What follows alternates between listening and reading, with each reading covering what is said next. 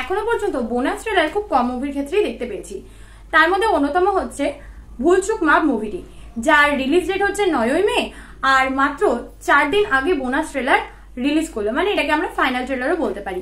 কিন্তু টিজার ট্রেলারে তো আমরা অলরেডি স্টোরি লাইনের হিংস পেয়ে গেছি, তাছাড়া কমেডি থেকে শুরু করে অ্যাক্টিং, প্রেজেন্টেশন সবকিছুই আমরা জেনে গেছি। তাহলে বোনাস ট্রেলারে এমন কি আছে জানবো। সানি টকের সঙ্গে সিনেমার জগতে হারিয়ে যাও আর ছোট্ট করে সবকিছু জেনে নাও।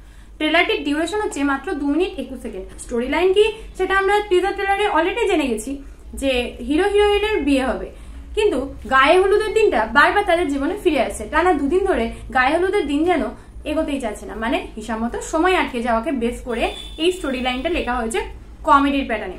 তাকে ভিত্তি করেই এলো কিন্তু বোনাস ট্রেলার।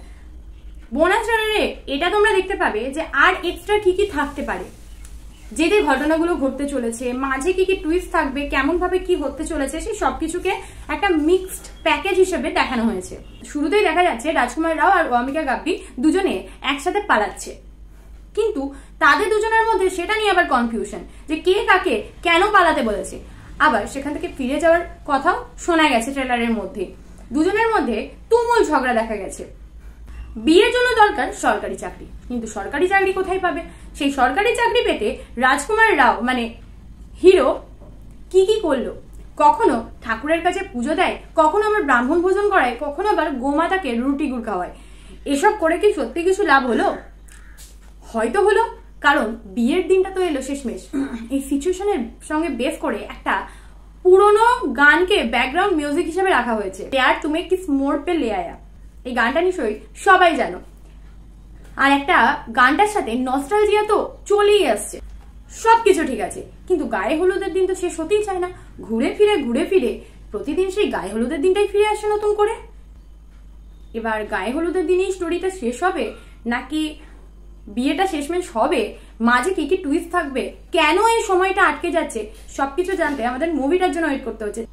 তার জন্য অপেক্ষার মাত্র 3 দিনের। যেন দুটো দুনিয়ার মতো হয়ে গেছে পুরো ব্যাপারটা। প্রেজেন্টেশন, রাজকুমার রাওয়ের comic acting, dialogue, story line, trailer cut, cinematography, music সবকিছুই তো পারফেক্ট লাগছে টিজার, ট্রেলার আর বোনাস ট্রেলারে।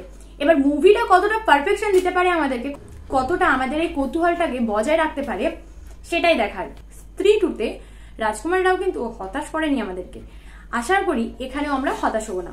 তবে টিজার ট্রেলার আর বোনাস ট্রেলারে যে লেভেলের কমেডি আর ডায়লগ দেখানো হয়েছে, কমিক ডায়লগ, তাতে এটুকু কষ্ট হাসতে বাধ্য আমরা। ব্যাস, আর কিছু বলছি না, যা বলবো মুভি আসার পর বলবো।